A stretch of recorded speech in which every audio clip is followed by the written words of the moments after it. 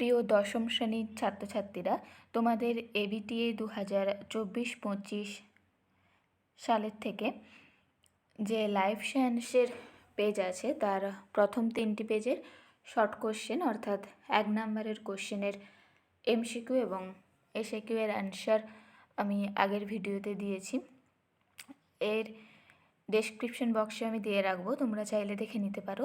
আজকে আমি জীবনবিজ্ঞানেরই টেস্ট পেপারের প্রথম পেজের যে 2 নম্বরের কোশ্চেনগুলি আছে বিভাগ গ, সেই কোশ্চেনগুলির উত্তর আলোচনা করব। চলো তাহলে শুরু করা যাক। প্রথম কোশ্চেন আছে, মানবদেহে কোথায় কোথায় ইস্ট্রোজেন ও প্রোজেস্টেরন হরমোন উৎপন্ন হয় তা উল্লেখ করো। ডিম্বাশয়ের পরিণত গ্রাফিয়ান ফলিকল থেকে ইস্ট্রোজেন হরমোন নিঃসৃত হয়, আর ডিম্বাশয়ে উপস্থিত পিত্তগ্রন্থি বা কর্পাস লিউটেম থেকে প্রোজেস্টেরন হরমোন ক্ষরিত হয়। তারপর দেখো 2 নম্বরের কোশ্চেন আছে, মানবদেহে শর্করার সঠিক মাত্রা নিয়ন্ত্রণে ইনসুলিন ও গ্লুকাগন হরমোনের বিপরীত ভূমিকা আলোচনা করো। এখানে দেখো বিপরীত ক্রিয়া বলতে ইনসুলিন আমাদের রক্তে গ্লুকোজের পরিমাণ কমায়, আর গ্লুকাগন যখন রক্তে গ্লুকোজের পরিমাণ কম থাকে তখন গ্লুকোজের পরিমাণ বাড়াতে সাহায্য করে। এইটাই কিভাবে সাহায্য করে সেই হিসেবে আমি লিখে দিয়েছি। দেখো, প্রথমে ইনসুলিন যকৃৎ গ্লাইকোজেনোলাইসিস প্রক্রিয়ায় বাধা দেয় এবং গ্লাইকোজেন থেকে যে গ্লুকোজ সংশ্লেষ সেটা বাধা দেয়। আবার গ্লুকাগন রক্তে গ্লুকোজের পরিমাণ হ্রাস পেলে গ্লাইকোজেনোলাইসিস প্রক্রিয়ায় যকৃতে সঞ্চিত গ্লাইকোজেনকে গ্লুকোজে বিশ্লিষ্ট করে। এছাড়া ইনসুলিন নিউ গ্লুকোজেনেসিস প্রক্রিয়ায় প্রোটিন ও ফ্যাট থেকে গ্লুকোজ উৎপাদনে বাধা দেয়, কিন্তু গ্লুকাগন গ্লুকোজ সংশ্লেষে সাহায্য করে। তারপর 3 দাগের কোশ্চেনে আছে, অ্যাকোয়াস হিউমার ও ভিট্রিয়াস হিউমারের পার্থক্য। দেখো, অ্যাকোয়াস হিউমার চোখের যে লেন্স ও কর্নিয়া তার মাঝখানে প্রকোষ্ঠে থাকে, আর ভিট্রিয়াস হিউমার লেন্স ও রেটিনার মাঝখানে, অর্থাৎ চোখে লেন্সের যে পিছনের দিকে ভিট্রিয়াস প্রকোষ্ঠ সেখানে থাকে। প্রকৃতি অ্যাকোয়াস হিউমারটা ভিট্রিয়াস হিউমারের তুলনায় অপেক্ষাকৃত তরল হয়, অর্থাৎ জলের পরিমাণ বেশি থাকে, আর ভিট্রিয়াস হিউমার অধিক সান্দ্র হয় আর জেলির মতো পদার্থ থাকে। পরিমাণ চোখে ভিট্রিয়াস হিউমারের তুলনায় কম থাকে অ্যাকোয়াস হিউমারটা, আর ভিট্রিয়াস হিউমার অ্যাকোয়াস হিউমারের তুলনায় বেশি থাকে। এরপর 3.4 মানে 3.4 তুমি ওয়াংখেড়ে স্টেডিয়ামে বসে বিরাট কোহলিকে 6 মারতে দেখলে, এক্ষেত্রে তোমার চোখের উপযোজনটি শব্দচিত্রের মাধ্যমে ব্যাখ্যা করো। দেখো, যেহেতু স্টেডিয়ামে বসে খেলা দেখছি, তাই খেলা যেখানে হচ্ছে সেখান থেকে স্টেডিয়ামের দূরত্বটা 6 মিটার বা 20 ফুটের বেশি, আর 6 মিটার বা 20 ফুটের বেশি দূর থেকে দেখলে আমরা দূরের বস্তু দর্শন হয়। তো দূরদৃষ্টি দর্শনে যেভাবে উপযোজন হয় সেটাই লিখতে হবে। প্রথমে আমি যেভাবে লিখেছি সেইভাবে লিখবে। দূরদৃষ্টি দর্শনে দেখো, দূরের বস্তুকে দেখার জন্য চোখের টেনশন কমে যায়, সিলিয়ারি পেশি স্বাভাবিক অবস্থায় থাকে ও সাসপেনশনারি লিগামেন্টের ওপর সর্বাধিক টান পড়ে।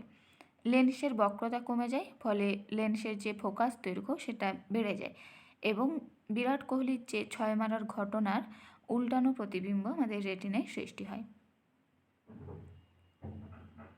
এরপর 5 দাগের কোশ্চেন, পুনরুৎপাদনের ক্ষেত্রে মাইটোসিস কোষ বিভাজনের ভূমিকা কী? দেখো, প্রাণীদেহের কোনো অঙ্গের পুনরুৎপাদন ঘটে মাইটোসিস কোষ বিভাজনের সাহায্যে। যেমন টিকটিকির কেটে বাদ চলে যাওয়া লেজের পুনর্গঠন হয় মাইটোসিস কোষ বিভাজনের সাহায্যে। আবার প্ল্যানেরিয়া, স্পঞ্জ প্রভৃতি প্রাণীর দেহের অংশ থেকে পুনরায় পূর্ণাঙ্গ অপত্যজীব সৃষ্টি হয় এই মাইটোসিস কোষ বিভাজনেরই সাহায্যে। ব্লাস্টেমা এক প্রকার কোষগুচ্ছ যা মাইটোসিস কোষ বিভাজনের মাধ্যমে বৃদ্ধির দ্বারাই এই নতুন অঙ্গ বা দেহের সৃষ্টি হয়। এরপর 6 দাগের কোশ্চেন আছে, কোর্কোদ্গম পদ্ধতিতে বংশবিস্তারকারী 2টি জীবের উদাহরণ দাও। দেখো, কোর্কোদ্গম পদ্ধতিতে বংশবিস্তার করে হাইড্রা, ইস্ট ইত্যাদি। 7 দাগের কোশ্চেন আছে, যৌন জনন ও অযৌন জননের পার্থক্য। গ্যামেট উৎপাদন ও অপত্যজনুর প্রকৃতি এই দুটো বিষয়েই লিখতে বলেছে। যৌন জননে গ্যামেট উৎপন্ন হয়, অযৌন জননে গ্যামেট উৎপন্ন হয় না। রেণু উৎপাদন, কোর্কোদ্গম, পুনরুৎপাদন প্রভৃতি পদ্ধতিতে জনন সম্পন্ন হয়। আর অপত্যজনুর প্রকৃতি যৌন জননে হুবহু জনিত্রী জীবের মতো হয় না, নতুন বৈশিষ্ট্যযুক্ত হয়। আর অযৌন জননে হুবহু জনিত্রী জীবের মতোই হয়। বিশুদ্ধ বেগুনি ও বিশুদ্ধ সাদা ফুলযুক্ত মটর গাছের মধ্যে পরাগ নিষেক ঘটালে প্রথম অপত্য বংশে সব গাছ বেগুনি ফুলযুক্ত হয়। তাহলে প্রকট বৈশিষ্ট্য আর প্রচ্ছন্ন বৈশিষ্ট্যটি লিখতে বলেছে। দেখো, প্রকট বৈশিষ্ট্যটি হলো, আমরা জানি কি যে একসংকর জননে প্রথম অপত্যজনিতে হেটারোজাইগাস জীব তৈরি হয়। এই হেটারোজাইগাস জীবে প্রকট জিনের বৈশিষ্ট্য প্রকাশ পায়, আর প্রচ্ছন্ন জীবের বৈশিষ্ট্য সুপ্তাবস্থায় থাকে। যেহেতু এখানে প্রথম অপত্যজনুতে সব গাছ বেগুনি ফুলযুক্ত হয়েছে, অতএব প্রকট বৈশিষ্ট্যটি হলো বেগুনি ফুল, এবং সাদা ফুলের বৈশিষ্ট্যটা হচ্ছে প্রচ্ছন্ন বৈশিষ্ট্য। এরপর 9 থ্যালাসেমিয়া মাইনর আক্রান্ত স্ত্রী ও পুরুষের মধ্যে বিবাহ হলে তাদের সন্তানদের মধ্যে থ্যালাসেমিয়া রোগের বংশগতি চেকার বোর্ডের সাহায্যে দেখানো হলো।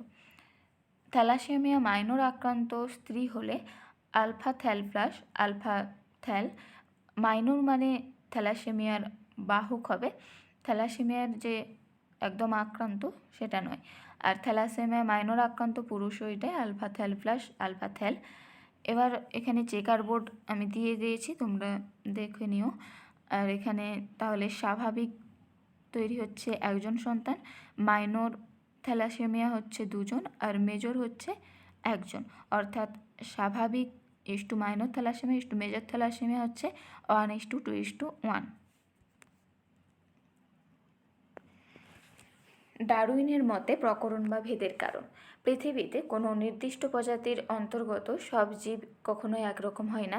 তাদের মধ্যে আকৃতি, প্রকৃতি ও আচরণগত পার্থক্য দেখা যায়। একে প্রকরণ বা ভেদ বলে। ডারউইন প্রাকৃতিক নির্বাচনবাদ অনুসারে পরিবর্তিত পরিবেশে মানিয়ে নেওয়ার জন্য জীবদেহে নতুন নতুন বৈশিষ্ট্যের সৃষ্টি হয়, যা একই প্রজাতির জীবদেহে প্রকরণ সৃষ্টি করে। প্রকৃতি দ্বারা যোগ্যতম রূপে নির্বাচিত অনুকূল প্রকরণ সম্পন্ন জীবেরা নতুন প্রজাতির সৃষ্টি করে। 3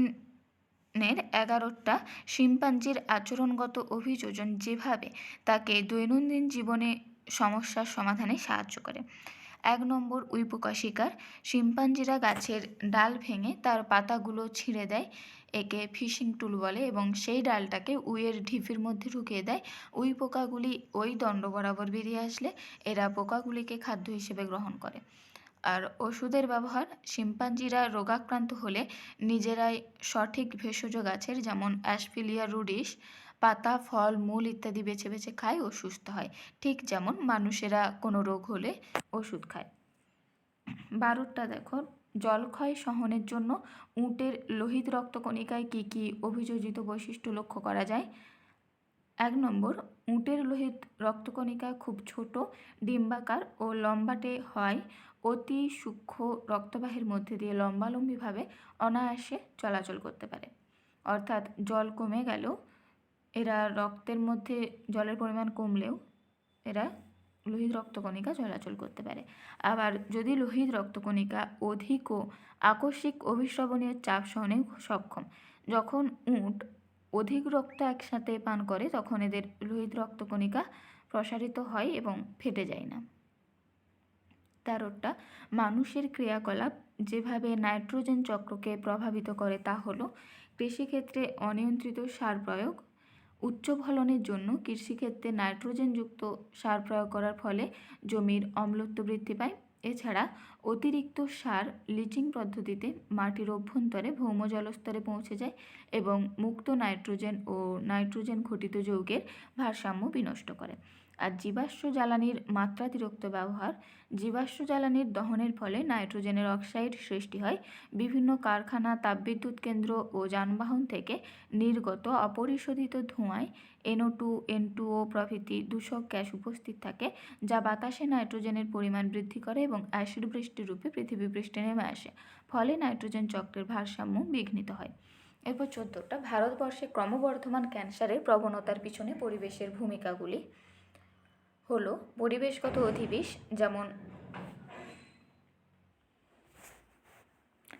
সিগারেটের ধোঁয়াতে উপস্থিত নিকোটিন, তামাকের তার প্রভৃতি দেহে প্রবেশ করে স্বাভাবিক কোষের ক্রোমোজোমের গঠন পরিবর্তন করে সক্রিয় অঙ্কোজিনের উপস্থিতিতে ক্যান্সার রোগ সৃষ্টি করে।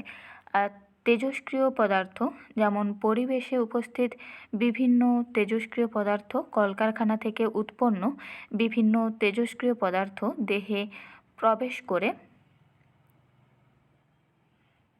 ক্যান্সার রোগ সৃষ্টি করে, যেমন UV রশ্মি, X রশ্মি ত্বকে ক্যান্সার সৃষ্টি করে। এরপর 15টা জীবনদায়ী ঔষধ প্রস্তুতিতে জীববৈচিত্র্যের ভূমিকা অপরিসীম। কথাটি ব্যাখ্যা করতে বলেছে। রোগ নিরাময় ও মানব স্বার্থে রক্ষার্থে অনেক জীবনদায়ী ওষুধের উপাদান বিভিন্ন উদ্ভিদ ও প্রাণীর থেকে সংগ্রহ করা হয়। উদ্ভিদ থেকে পাওয়া যায় এমন কিছু গুরুত্বপূর্ণ ঔষধ হলো আফিম থেকে প্রাপ্ত মরফিন, যা ব্যথানাশক রূপে ব্যবহৃত হয়। সিনকোনা থেকে প্রাপ্ত কুইনাইন ম্যালেরিয়ার চিকিৎসায় ব্যবহৃত হয়। সর্পকন্থা থেকে প্রাপ্ত রেসারপিন উচ্চ রক্তচাপ কমাতে ব্যবহৃত হয়। এছাড়াও বিভিন্ন প্রকার সাপের বিষ, মৌমাছির হুল প্রভৃতি থেকেও ওষুধ প্রস্তুত হয়। অতএব জীবনদায়ী ওষুধ প্রস্তুতিতে জীববৈচিত্র্যের গুরুত্ব অপরিসীম। বিভিন্ন রাজ্যে বন্য প্রাণী সংরক্ষণে JFM-এর ভূমিকা। JFM-এর সাহায্যে স্থানীয় মানুষেরা আর্থিক সাহায্য পায় বলে তারা অত্যন্ত সচেষ্টভাবে বন সংরক্ষণে নিযুক্ত থাকে। স্থানীয় মানুষেরা দাবানলের হাত থেকে বনভূমিকে রক্ষা করে, ফলে বন্যপ্রাণীরাও আগুনে পুড়ে যাওয়ার থেকে রক্ষা পায়। দ্বিতীয়ত, বন্যভূমির যে গাছপালার সঙ্গে সঙ্গে চোরা শিকারদের হাত থেকেও বন্য প্রাণীদের রক্ষার জন্য সাধারণ মানুষ সর্বদা সতর্ক থাকে। অতএব বিভিন্ন রাজ্যে বন্যপ্রাণী সংরক্ষণে JFM-এর ভূমিকা অপরিসীম। 17টা আছে সিংহ সংরক্ষণে সফল একটি প্রকল্পের নাম ও অবস্থান। গির জাতীয় উদ্যানে যে সিংহ প্রকল্প গড়ে তোলা হয়েছিল তা সাফল্য লাভ করেছে। এখানে করেছি হবে, দন্তন্যটা হবে না। গির জাতীয় উদ্যানটি গুজরাটে অবস্থিত। আমি আজকে ওই প্রথম পেজের যে 2 নম্বরের অ্যান্সার সেগুলি দিয়ে দিলাম, পরের পেজও পরপর দিয়ে দেব। যদি তোমাদের উপকার হয় তাহলে চ্যানেলটি সাবস্ক্রাইব করে রেখো, যাতে পরের ভিডিও তাড়াতাড়ি তোমরা পেয়ে যাও। চলো আজকে তাহলে এই পর্যন্তই।